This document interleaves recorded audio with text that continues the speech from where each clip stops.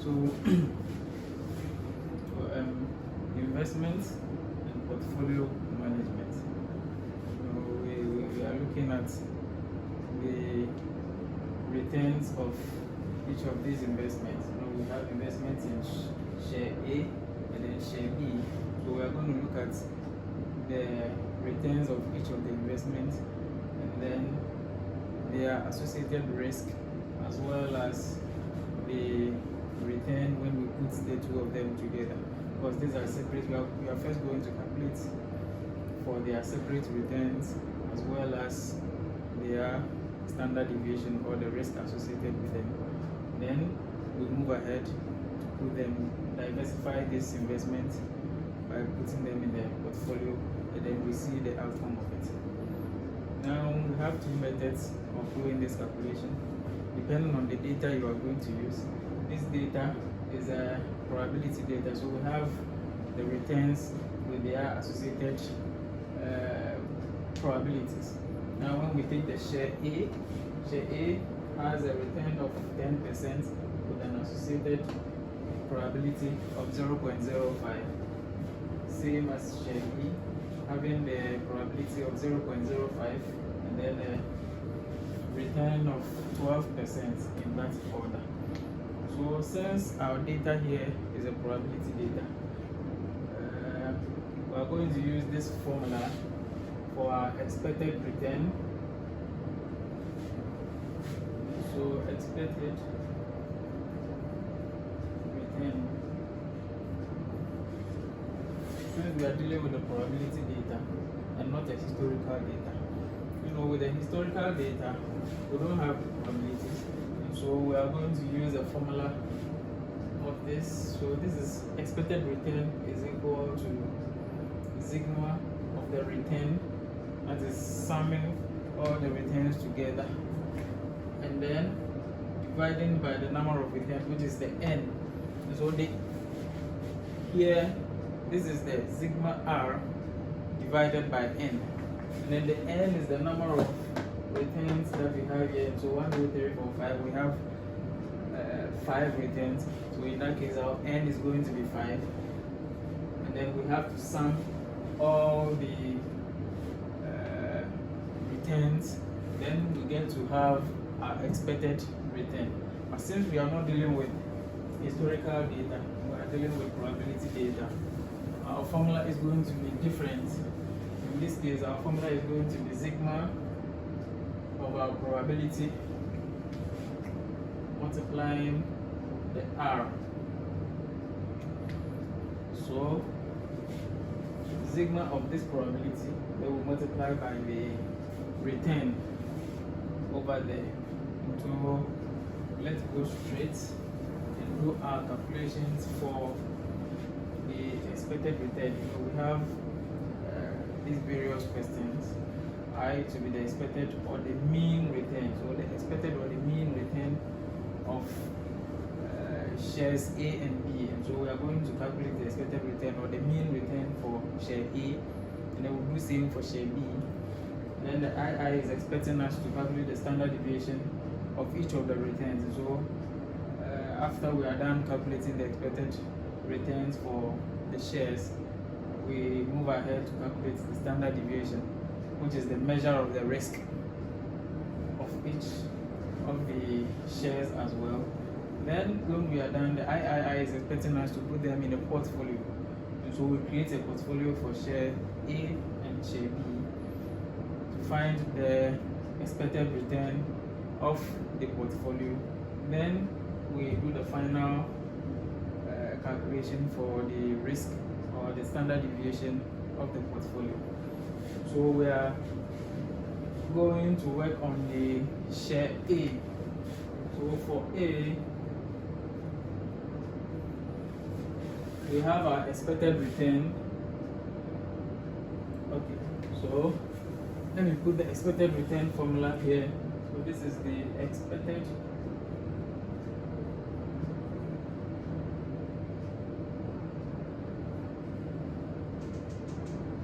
return or the mean return or mean return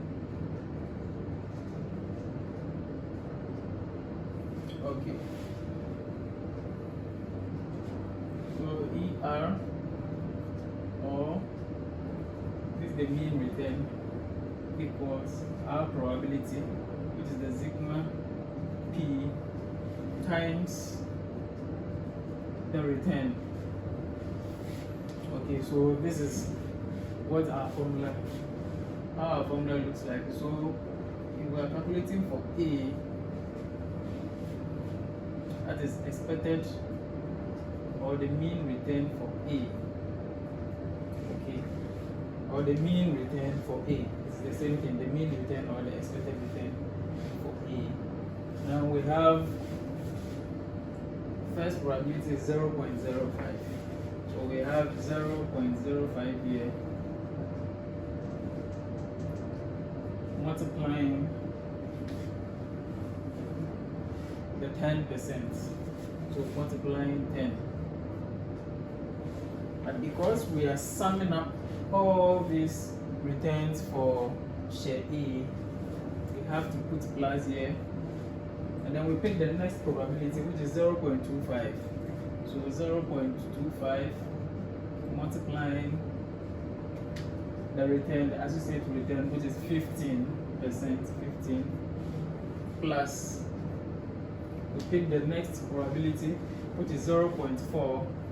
0.4. They will multiply by the 22 plus. We pick the 0.25. 0.25.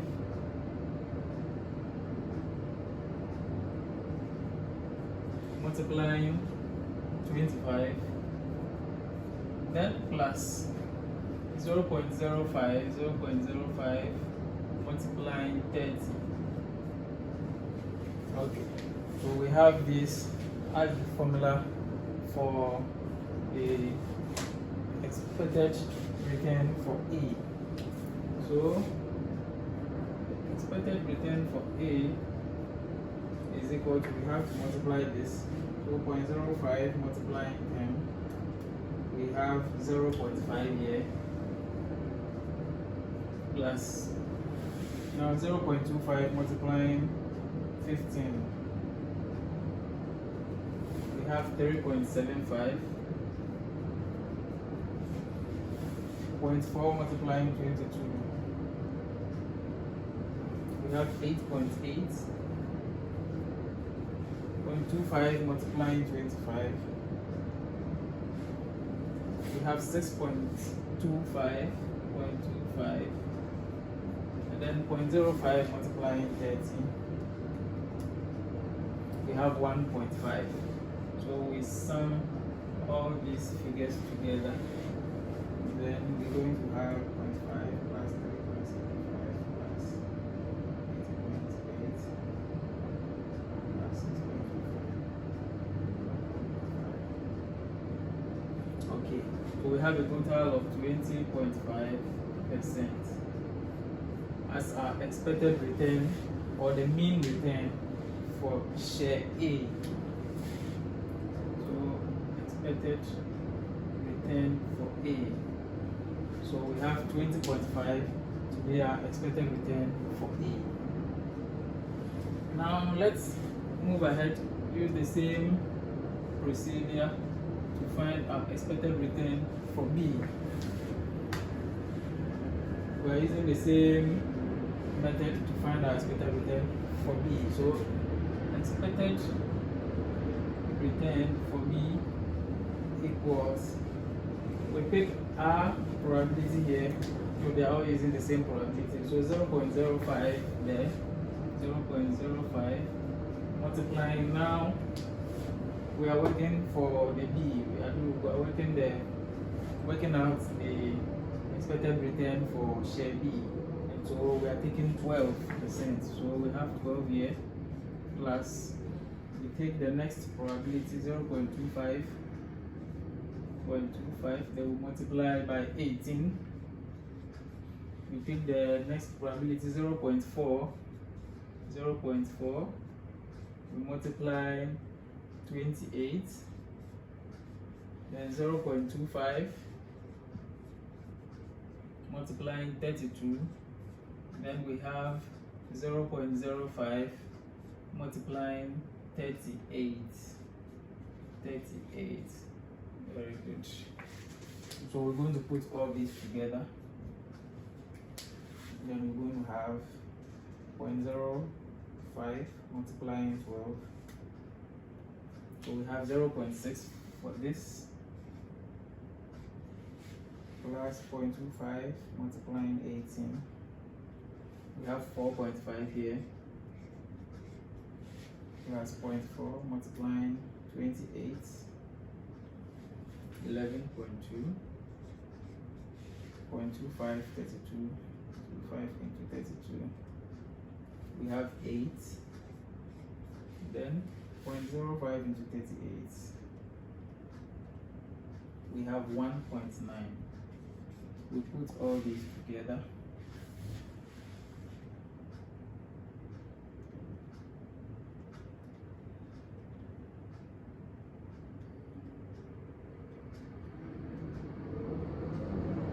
Then we have 26.2%. So we have the expected return for B, for share B, to be 26.2, while we have for the A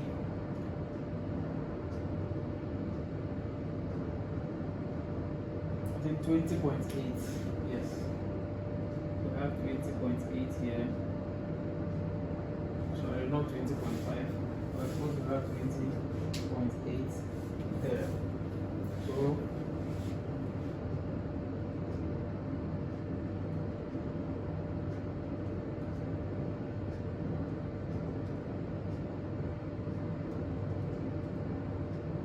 yes, so we have 20.8, which is the expected return for share A, and then 26.2 at the expected return for share B.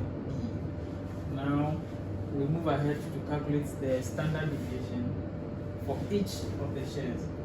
Remember, I mentioned earlier that the standard deviation is the measurement of the risk associated with the investment.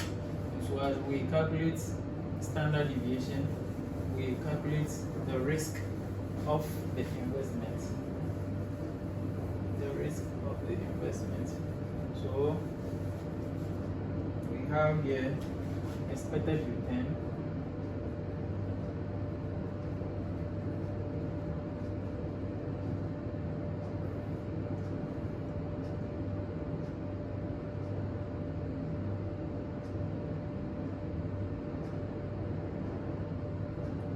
For A, expected return for A is equal to 20.8%. Then expected return for B is equal to 26.2.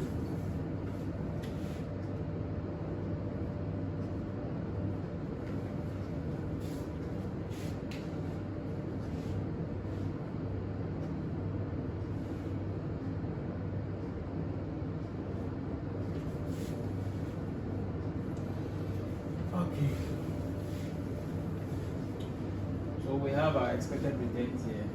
Now we move forward. So this is I. Now we have II. Now the standard deviation for these shares, the standard deviation, which is the risk, is denoted by this, and it is equal to the square root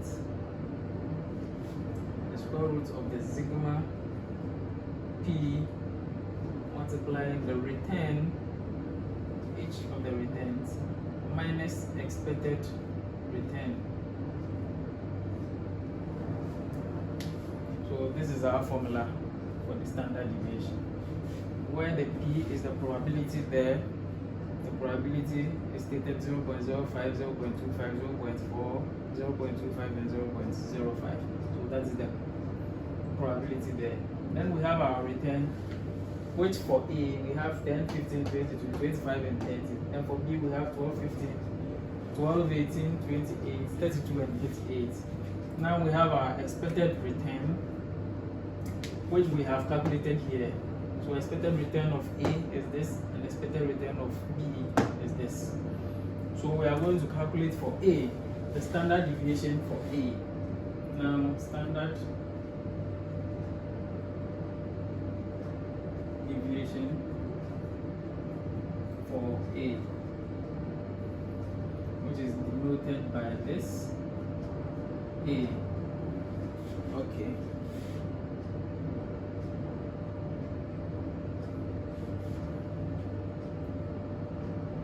So we have our square root sigma probability multiplied by the return of A minus the expected return of A.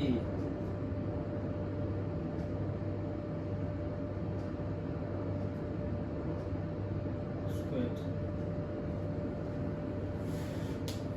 Okay.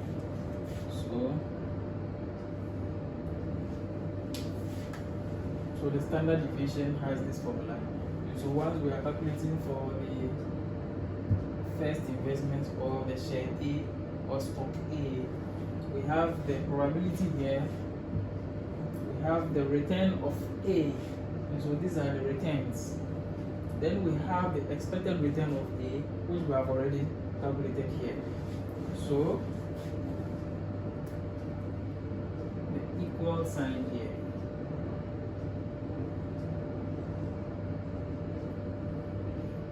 Now we pick the probability, the first probability, which is 0.05. 0.05. We are multiplying by the return. So we pick the first return, which is 10. 10 minus the expected return, which is 20.8. 20.8 squared equal to. Then let's pick the next probability, which is 0.25. That is multiplying 15, which is the return, 15 minus the same 20.8 as we've calculated already. 20.8 squared is equal to. Then we pick the next probability, which is 0.4, multiplying 22 minus 20.8. Pick the next one, 0.25, multiplying 25 minus 20.8 squared. Then the last one, 0.05, multiplying 30 minus 20.8 squared. That's equal to as well. So once we are done equating all this, then we put them together and then we fix it into the square root formula. Then we are done with our standard deviation, right? So let's calculate the first one, 0.05 multiplying 10 minus 20.8 squared. Then we have 5.832 here. 5.832. Then the next one we have 0.25 multiplying 15 minus 20.8 squared. And we have 8.41 there. Then we have the next one, 0.4 multiplying 22 minus 20.8 squared. 0.576. 0.576. Then we have the next one, 0.25 multiplying 25 minus 20.8 squared. We have 4.41. Then we do the last one, 0.05 multiplying 30 minus 20.8 squared. Then we have 4.232. Now we put all this together. We sum all this. 5.832 plus 8.41 plus 0.576 plus 4.41 plus 4.232. Then we have 23.46 as the total. So per this formula, we have the standard deviation equal to the square root of 23.46. So we have the root of 23.46.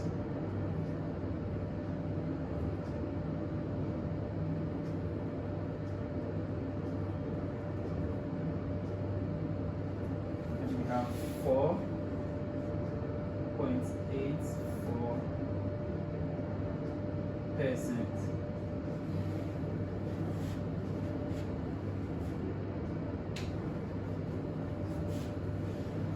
Alright, so this is how we go about the standard deviation calculation for A. Now we're going to do same for B. So this is for A. Let us do same for B. So for B, we have the standard deviation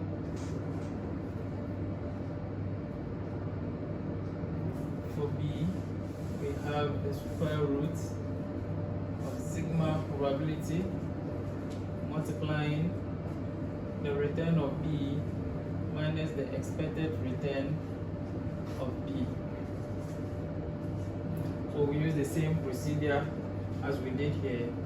So the equal sign is here. The probability, we pick the 0.05 there, so 0.05 is multiplying. We have the first return to be 12 minus the expected return of B, which is 26.2. Then you square it. Remember, there is square after the formula. Okay, so you are squaring the formula. Now we go ahead with B.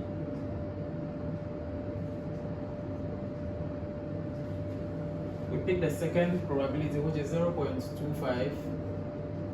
That is multiplying the second return of B, which is 18, minus the expected return of B, which is 26.2 squared. Now we have the next probability to be 0.4. That is multiplying 28 minus 26.2 squared. Now we have the next one.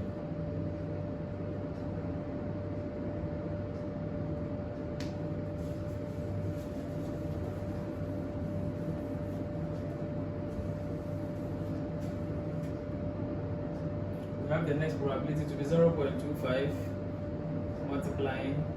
We have 32 minus 26.2 squared. That's also equals. Then we go for the last one, 0.05 multiplying 38 minus 26.2 squared. Okay, so we sum all these together. Then the total we are going to get to fix it into the formula, the square root.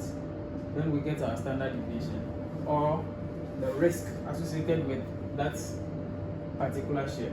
So let's do our summation here. So 0.5 multiplying 12 minus 26.2 squared. We have our first figure, 0.05 multiplying 12 minus 26.2 squared. Okay, we have 10.082 10.082 there, 10.082 there.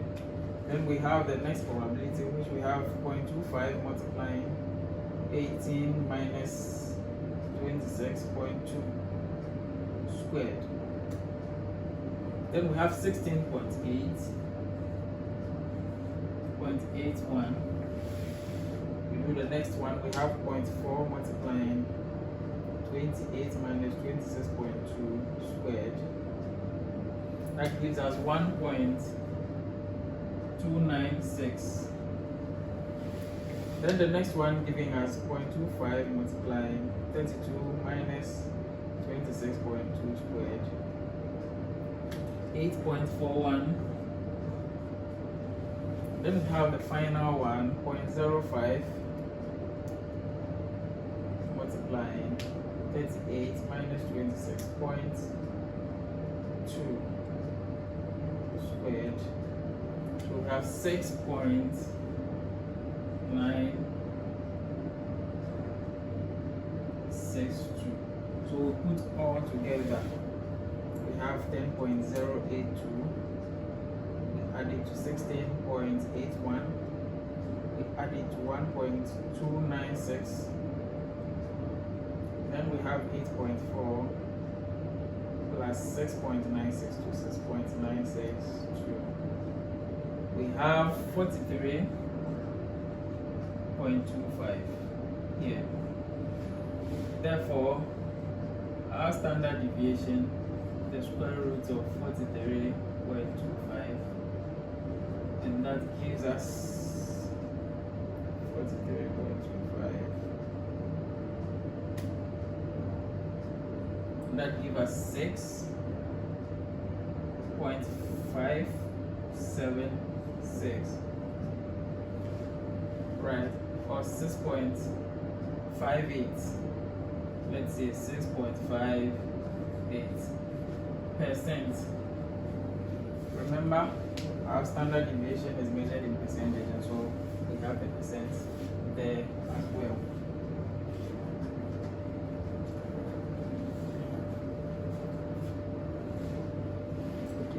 We have 4.84 being the standard deviation for the share 8, or if we want to run this one, then it is going to be 6.60. Okay, so 6.60 is there. So now you see how we went about calculating the standard deviation. This is the formula for the standard deviation. So for share A, or for investment A, we picked the probability, the first probability there, then we multiply by the return. We had the return here to be 10, so 10 is here, and then we have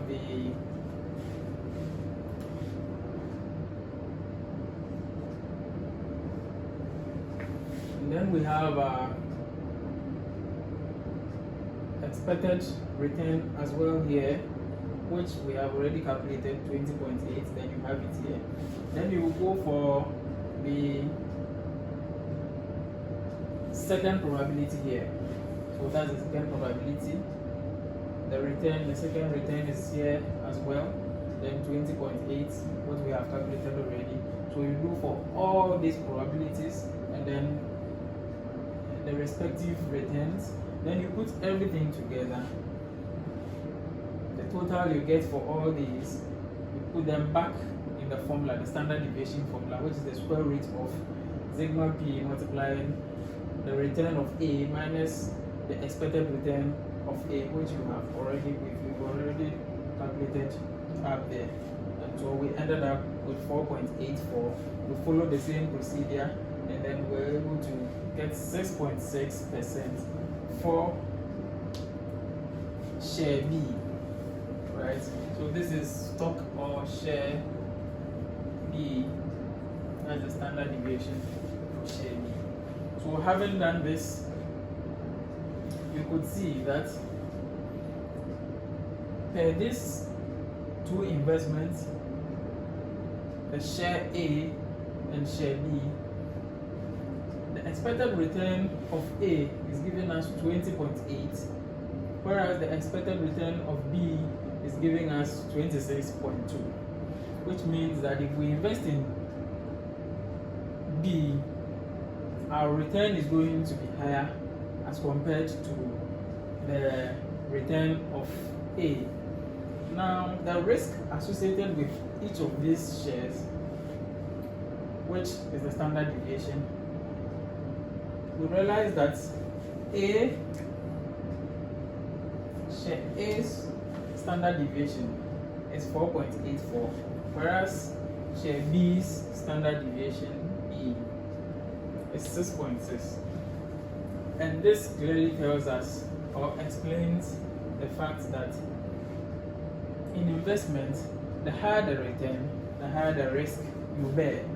And that is why you have an expected return of 26.2 for B. Then you have the risk or the standard deviation being higher as well, 6.60, as opposed 4.84 with A. Now, per our third question, we've been asked to calculate the return of the portfolio. So in this case, we would have to create a portfolio for these two investments. Okay. We understand that to be able to reduce the risk of these various, so now we have the risk of share A to be 4.84%. We have the risk of share B to be 6.60%. But we can diversify this investment to be able to reduce this risk. Okay, so if we invest in share A only, we are going to bear a risk of 4.84%, whilst our returns appears to be 20.8. And then if we choose share B, our return is going to be 26.2, whereas we bear the risk of 6.6%. You know, if everything remains this way, then we can say that share B is more attractive since it is giving us the highest return. But then we can also diversify in order to reduce this risk by putting them or creating a portfolio for these investments. And that is what we are going to do now. But we are not going to forget, or we are not going to do away with our calculations. And so we have the expected return for A, expected return for B, then the standard deviation for A is equal to 4.84%, and the standard deviation for B is 6.60%. Okay, I have kept them here because we are going to use them again in our portfolio analysis.